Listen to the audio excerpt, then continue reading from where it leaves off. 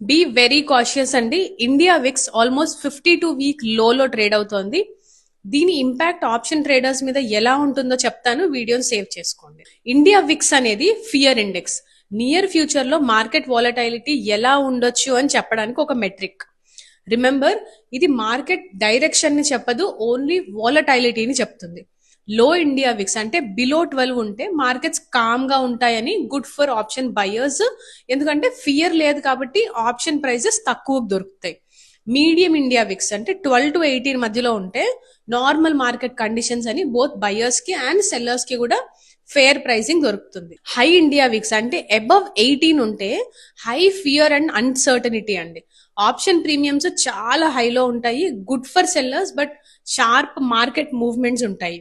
General గా ఒక thumb rule గుర్తుపెట్టుకోండి, విక్స్ పడినప్పుడు మార్కెట్ పైకి వెళ్ళడానికి ఎక్కువ ఛాన్స్ ఉంది, విక్స్ పెరిగినప్పుడు మార్కెట్ పడటానికి ఛాన్స్ ఉంది. కరెంట్లీ విక్స్ 52-week లోలో ట్రేడ్ అవుతుందండి, కాబట్టి ఆప్షన్ సెల్లర్స్ చాలా జాగ్రత్తగా ఉండండి.